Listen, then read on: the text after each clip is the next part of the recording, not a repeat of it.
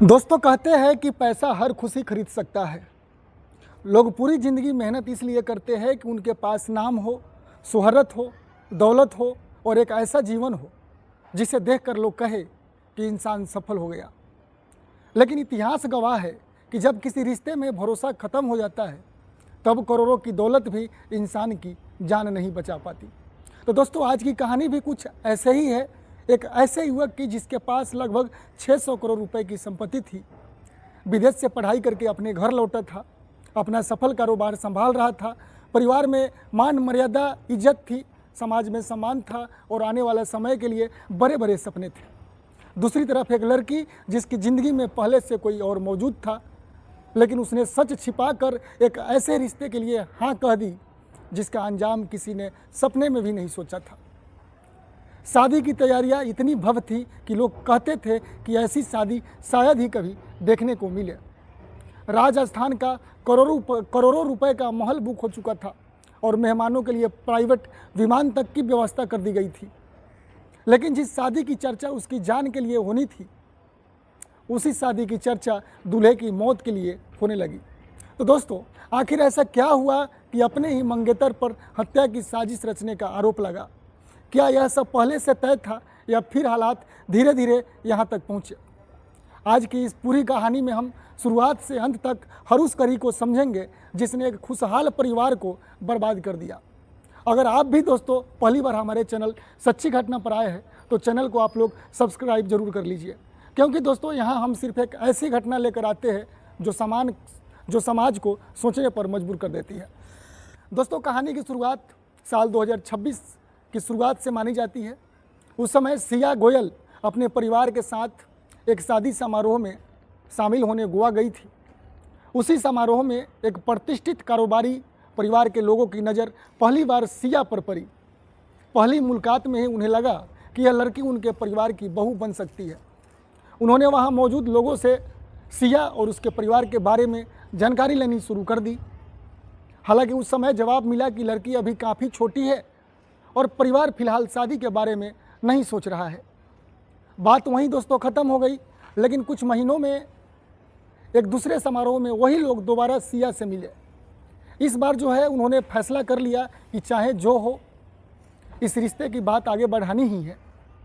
इसके बाद रिश्ता लेकर लोग सीधे सिया के घर पहुंचे और उन्होंने बताया कि उनके परिवार का बेटा केतन अग्रवाल अमेरिका से MBA करके घर लौटा है, पढ़ा लिखा है, जिम्मेदार है और परिवार का बड़ा कारोबार संभाल रहा है और लगभग 600 करोड़ रुपए की संपत्ति का वारिस है। परिवार प्रतिष्ठित है, समाज में सम्मान है और लड़के के संस्कार भी बहुत अच्छे हैं। तो दोस्तों किसी भी माता पिता के लिए ऐसा रिश्ता मना करना आसान नहीं होता है। सिया के पिता भी खुद भी एक सफल व्यापारी थे। ड्राई फ्रूट और मसालों के कारोबार से उनका अच्छा नाम था और परिवार पारंपरिक सोच वाला था। उन्होंने पहले अपने बेटे साहिल की शादी करने का विचार बनाया था, लेकिन रिश्ता लेकर आए लोगों ने कहा कि बेटी की शादी कर दीजिए, उसके बाद आपके बेटे के लिए भी अच्छा रिश्ता ढूंढने में हम मदद करेंगे। काफ़ी सोच विचार के बाद परिवार इस प्रस्ताव के लिए तैयार हो गया। लेकिन शादी तय करने से पहले सिया से एक सीधा सा सवाल पूछा गया और उसे कहा गया कि अगर उसकी ज़िंदगी में पहले से कोई अफेयर है, अगर वह किसी से प्यार करती है या किसी से रिश्ते में है तो अभी के अभी जो है सच बता दे, क्योंकि शादी तो दोस्तों ज़िंदगी का सबसे बड़ा फैसला होता है। अगर वह मना कर देगी तो कोई उसे मजबूर भी नहीं करेगा। सिया ने बिना झिझक के कहा कि उसकी ज़िंदगी में ऐसा कोई नहीं है और वह परिवार के फैसले से खुश है। दोस्तों यहीं से इस कहानी की सबसे बड़ी गलती शुरू हो चुकी थी। असलियत यह थी कि सिया पहले से ही चेतन चौधरी नाम के युवक के साथ रिश्तों में थी और दोनों एक दूसरे को काफ़ी समय से जानते थे। लेकिन चेतन का आर्थिक स्तर सिया का परिवार जैसा नहीं था। शायद इसी वजह से उसने अपने माता पिता को कभी इस रिश्ते के बारे में नहीं बताया। हालांकि परिवार का एक सदस्य ऐसा था जिसे सब कुछ पता था और वह था दोस्तों सिया का बड़ा भाई, जिसका नाम था दोस्तों साहिल। साहिल क्लब स्तर पर क्रिकेट खेलता था, वहीं उसकी दोस्ती चेतन चौधरी से हुई थी। चेतन चौधरी भी अच्छा खिलाड़ी था और दोनों अक्सर साथ में अभ्यास करते थे, मैच खेलते और धीरे धीरे अच्छे दोस्त बन गए। एक दिन एक महत्वपूर्ण मैच था। साहिल ने अपनी बहन सिया से कहा कि वह भी मैच देखने चल सकती है। और सिया वहाँ पहुँची और पहली बार उसकी मुलाकात चेतन से हुई। शुरुआत दोस्तों सामान्य बातचीत से हुई और फिर नंबरों का आदान प्रदान हुआ और कुछ ही महीनों में दोनों की दोस्ती प्यार में बदल गई। धीरे धीरे जो है मिलने का सिलसिला बढ़ता गया, कभी बाजार तो कभी कैफ़े, कभी किसी बहाने बाहर मिलना। दोनों का रिश्ता जो है अब सिर्फ दोस्ती तक सीमित नहीं रहा था। साहिल को जब इस बारे में पता चला तो उसने अपनी बहन को समझाने की कोशिश की। उसने कहा कि चेतन उसका दोस्त है, लोग बातें बनाएंगे और परिवार को बदनामी होगी। लेकिन सिया ने हर बार यही कहा कि दोनों सिर्फ अच्छे दोस्त हैं और इससे ज़्यादा कुछ नहीं है। असल में उस समय तक मामला दोस्ती से बहुत आगे निकल चुका था। दोनों जो है बॉयफ्रेंड और गर्लफ्रेंड नहीं बल्कि एक पति पत्नी की तरह जो है आचरण रखना शुरू कर दिया। साहिल के अलावा परिवार की एक बुआ को भी इस रिश्ते की जानकारी थी, लेकिन माता पिता तक यह बात कभी नहीं पहुंची। इसी बीच केतन अग्रवाल का रिश्ता लगभग तय हो गया था और दोनों परिवार मिले, बातचीत हुई और आखिरकार फरवरी 2026 में बहुत ही शानदार तरीके से सगाई को संपन्न कराया गया। सगाई दोस्तों इतनी भव्य थी कि शहर में उसकी चर्चा होने लगी। केतन का परिवार इस रिश्ते से बेहद खुश था। शादी को यादगार बनाने की तैयारियां उसी समय से शुरू हो चुकी थी। राजस्थान में एक शानदार महल बुक किया गया, मेहमानों के लिए विशेष व्यवस्था बनाई गई। पुणे से राजस्थान तक आने जाने के लिए प्राइवेट विमान की योजना तैयारी हुई। हर कोई कह रहा था दोस्तों कि यह शादी साल की सबसे चर्चित शादियों में से एक होगी। लेकिन दोस्तों किसी को यह अंदाज़ा नहीं था कि जिस मंच पर 7 फेरे होने थे वहाँ तक दूल्हा कभी पहुँच ही नहीं पाएगा। दोस्तों सगाई के बाद केतन अग्रवाल अपनी नई जिंदगी को लेकर बेहद उत्साहित था, क्योंकि जो जैसे चाहा था केतन अग्रवाल सिया वैसी थी। मगर केतन अग्रवाल को यह बात पता नहीं था कि पहले से भी उसकी ज़िंदगी में कोई है। वह सिया को अपने ही होने वाली पत्नी मान चुका था। उसके मन में सिर्फ एक ही ख्वाहिश थी कि शादी से पहले दोनों एक दूसरे को अच्छी तरह से समझ ले, साथ समय बिताए और ज़िंदगी की नई शुरुआत खूबसूरत यादों के साथ करे। यही वजह थी कि अक्सर सिया को बाहर घुमाने ले जाता था, उसके पसंद नापसंद का ख्याल रखता और हर छोटी बड़ी बातों में उसकी खुशी देखने की कोशिश करता। लेकिन जिस रिश्ते को केतन पूरी ईमानदारी से निभा रहा था, उसी रिश्ते के पीछे सिया के मन में कुछ और ही चल रहा था। और दूसरी तरफ चेतन चौधरी बेचैन रहने लगा था। जिस लड़की के साथ उसने भविष्य के सपने देखे थे, अब उसकी शादी किसी और से होने वाली थी। दोनों की बातचीत पहले की तरह लगातार जारी थी। दिन में कई बार फ़ोन पर बात होती थी और रात भर कॉल चलती रही। लेकिन कई बार ऐसा होता है कि जब केतन सिया को फ़ोन करता तो उसका नंबर लगातार व्यस्त मिलता। सिया हर बार कोई ना कोई बहाना बना देती थी। कभी जीजाजी से बात कर रहे थे तो कभी मौसी से बात कर रहे थे और केतन उसकी बातों पर जो है भरोसा कर लेता था। उसे अंदाज़ा तक नहीं था कि जिस लड़की पर वह सबसे ज़्यादा विश्वास कर रहा है वही उसके भरोसे का सबसे बड़ा ज़्यादा तोड़ रही है। इसी दौरान केतन ने सिया से कहा कि शादी से पहले दोनों बाली घूमने चलते हैं। दोनों मतलब बाली घूमने चलते हैं। उसने पूरी यात्रा की तैयारी कर ली, टिकट बुक हुए, होटल बुक हुए और दोनों के विदेश जाने की योजना बन गई। लेकिन यह बात जैसे ही चेतन को पता चली वह घबरा गया। उसे डर था कि अगर दोनों विदेश गए तो उनका रिश्ता और मजबूत हो जाएगा। उसने सिया पर दबाव डालना शुरू कर दिया। उसका बॉयफ्रेंड, उसने कहा कि अगर तुम उसके साथ गई तो मैं खुद को ख़त्म कर दूंगा, मैं तुम्हें किसी और का होते हुए नहीं देख सकता। यात्रा वाले दिन अचानक केतन का पासपोर्ट गायब हो गया। काफ़ी तलाश की गई लेकिन वह नहीं मिला। आखिरकार पूरी यात्रा रद्द करनी पड़ी। उस समय केतन को यह सिर्फ एक दुर्भाग्यपूर्ण घटना लगी, लेकिन बाद में जांच के दौरान इस घटना को भी शक की नज़र से देखा गया। उधर चेतन को भी लगा कि उसकी पहली चाल कामयाब हो गई है। यात्रा को जो है दोस्तों वहीं रद्द कर दिया गया, क्योंकि जो पासपोर्ट वीज़ा होता है वो गायब कर दिया गया था। यात्रा रद्द होने के बाद भी केतन के व्यवहार नहीं बदला। वह पहले की तरह सिया से प्यार करता रहा, लेकिन अब सिया का नज़रिया बदल चुका था। वह हर बात में केतन की कमियां निकालने लगी। कभी उसके बालों का मजाक उड़ाती थी तो कभी उसके व्यक्तित्व पर टिप्पणी करती थी। केतन हर बार मुस्कुराकर बात को जो टाल देता था। उसे लगता था कि हमारे होने वाली वाइफ है और ऐसे मजाक करती है। उसे लगता था कि शादी के बाद सब कुछ ठीक हो जाएगा। लेकिन दोस्तों यह नहीं पता था कि सिया का मन अब पूरी तरह चेतन के साथ जा चुका है। धीरे धीरे दोनों ने फैसला कर लिया कि अगर शादी रोकनी है तो सिर्फ मना कर देना काफ़ी नहीं होगा। उनके बीच ऐसी बातें होने लगी जिनकी किसी ने कल्पना भी नहीं की थी। इसी दौरान एक दिन केतन ने सिया से कहा कि चलो लोहगढ़ किला घूमने चलते हैं। यह महाराष्ट्र की एक प्रसिद्ध पर्यटन स्थल है जहाँ बड़ी संख्या में लोग घूमने आते हैं। ऊंची पहाड़ियाँ, गहरी खाइयाँ और दूर दूर तक फैला प्राकृतिक दृश्य वहाँ आने वाले को आकर्षित करता है। 31 मई को जो है दोनों पहली बार लोहगढ़ किला पहुँचा। वहाँ घूमते हुए सिया की नज़र बार बार उन गहरी खाइयों पर जा रही थी।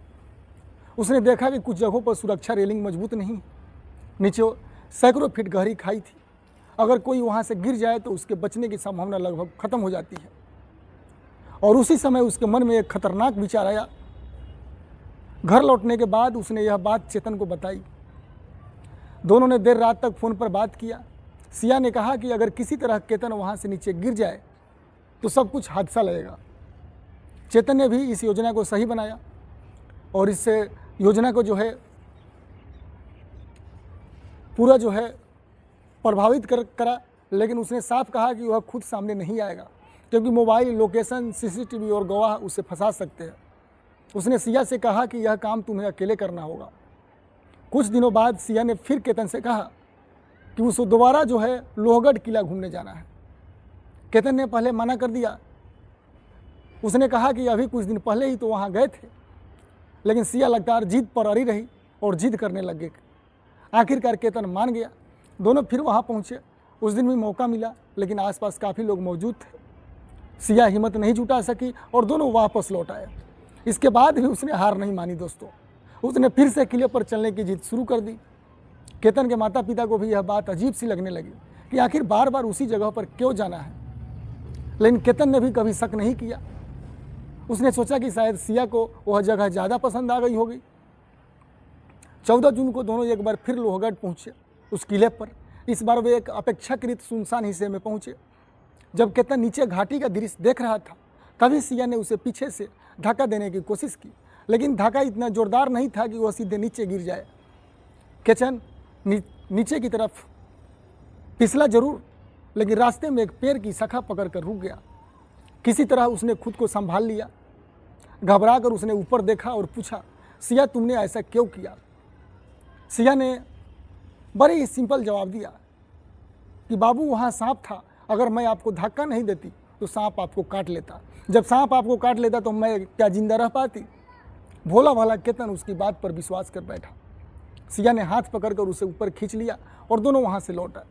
लेकिन इस घटना के बाद भी केतन के मन में अपनी मंगेतर के लिए शक पैदा नहीं हुआ। यही उसकी सबसे बड़ी भूल साबित हुई। अब सिया और चेतन समझ चुके थे कि आधे अधूरे प्रयास से काम नहीं चलेगा। उन्होंने तय किया कि अगली बार कोई गलती नहीं होगी। उधर 19 जून को केतन का जन्मदिन आने वाला था और परिवार ने बड़े पार्टी की तैयारी शुरू कर दी थी। लेकिन सिया ने कहा कि वह जन्मदिन एक दिन पहले सिर्फ दोनों मिलकर मनाना चाहती है।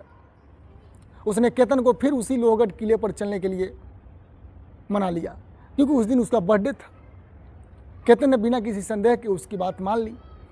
उसे क्या पता था कि जिस जन्मदिन को वह ज़िंदगी की सबसे खूबसूरत दिन समझ रहा है वही उसकी ज़िंदगी का आखिरी दिन बनने वाला है। दोस्तों, भगवान न करे ऐसे भगवान लड़की किसी घर में पैदा दे। दोस्तों, 19 जून के एक दिन पहले सुबह का समय था। केतन अग्रवाल अपने जन्मदिन को लेकर बेहद उत्साहित था। परिवार ने शाम को शानदार पार्टी की तैयारी की थी। रिश्तेदार आने वाले थे, दोस्त वगैरह सबको बुलाए थे और हर कोई चाहता था कि यह दिन यादगार बने। लेकिन सिया ने उससे कहा कि शाम की पार्टी तो सबके साथ होगी लेकिन मैं तुम्हारे साथ कुछ समय अकेले बिताना चाहता हूँ। चलो पहले लोहगढ़ किला घूम के आते हैं, फिर वापस आकर पार्टी करेंगे। केतन के बिना कोई सवाल किए उसकी बात मान ली। उसे क्या पता था कि जिस लड़की को वह अपनी पत्नी बनाने जा रहा है वही उसकी ज़िंदगी का आखिरी सफ़र जो होती है वो तय करवा रही है। सुबह दोनों लोहगढ़ किले के लिए निकल पड़े। उस समय वहाँ भीड़ कम थी। रास्ते में दोनों बस ऐसे ही बातचीत कर रहे थे। केतन भविष्य के सपने देख रहा था, शादी, नया घर, परिवार और नई जिंदगी। लेकिन सिया के दिमाग में सिर्फ एक ही बात चल रही थी कि आज किसी भी हालात में यह काम पूरा करना है। वो प्लान जो दोस्तों सोच कर गई थी, वो प्लान जो है देखिए आगे कैसे क्या होता है। जांच में बाद में सामने आया कि उस दिन चेतन चौधरी भी आसपास मौजूद था। आरोपों के अनुसार उसने अपनी पहचान छिपाने की कोशिश की और अलग रास्ते से किले तक पहुंचा। योजना तो पहले से तय थी।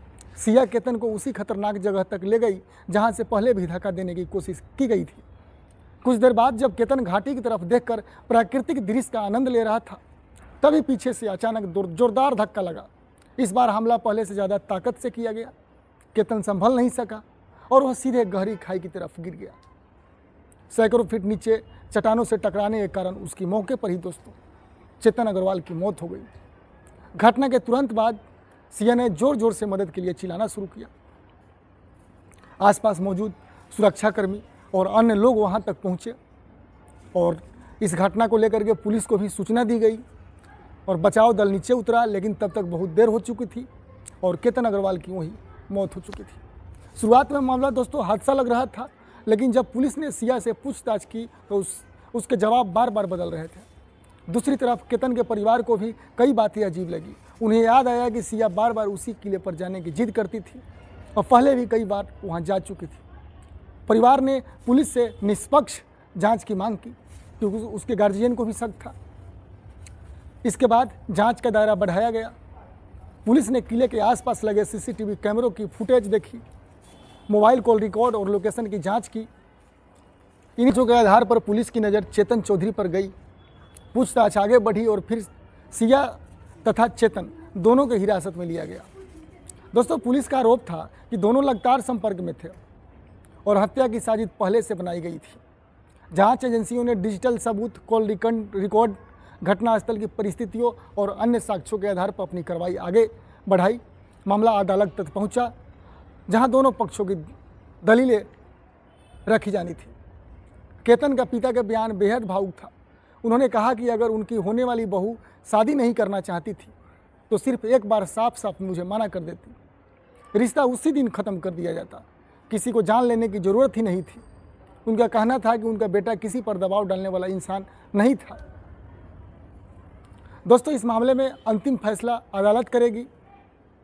जब तक न्यायालय अपना निर्णय नहीं देता तब तक किसी भी आरोपी को कानून की नज़र में दोषी नहीं माना जाता। लेकिन दोस्तों यह घटना एक बार सवाल जरूर छोड़ जाती है, अगर किसी रिश्ते में मन नहीं है तो क्या सच बोलना इतना मुश्किल होता है कि उसकी जगह हिंसा का रास्ता ही चुन लिया जाए? किसी भी रिश्ते की नींव विश्वास पर टिकी होती है। जब विश्वास टूटता है तो उसका परिणाम सिर्फ दो लोगों तक सीमित नहीं रहता, बल्कि दोनों परिवार की जिंदगी बदल जाती है। एक तरफ एक परिवार ने अपना बेटा खो दिया और दूसरी तरफ कई जिंदगियां हमेशा के लिए विवादों और कानूनी लड़ाई में उलझ गई। दोस्तों अगर यह कहानी आपको सोचने पर मजबूर करती है तो इसे केवल सनसनीखेज घटना की तरह मत देखिए। इसे सीख लीजिए कि किसी भी रिश्ते में झूठ, धोखा और छिपाव अंततः विनाश की ओर ही ले जाता है। अगर दो लोग साथ नहीं रहना चाहते तो सम्मानपूर्वक अलग होना हमेशा बेहतर विकल्प है। दोस्तों आप लोग भी ऐसा गलत कदम मत उठाना। अगर लड़की लोग वीडियो हमारे देखते हैं, माता बहन लोग देखते हैं तो बढ़िया है। आपकी इस पूरे मामले पर क्या राय है? क्या ऐसे मामले में कानून को और सख्त होनी चाहिए? अपनी राय कमेंट में ज़रूर लिखिए। अगर आपको हमारी प्रस्तुति पसंद आई हो तो वीडियो को एक लाइक ज़रूर कर दीजिएगा और चैनल सच्ची घटना को सब्सक्राइब करें और बेल आइकन को ज़रूर दबाइएगा। मिलते हैं दोस्तों एक और नई सच्ची घटना के साथ। जब तक के लिए दोस्तों नमस्ते, प्रणाम।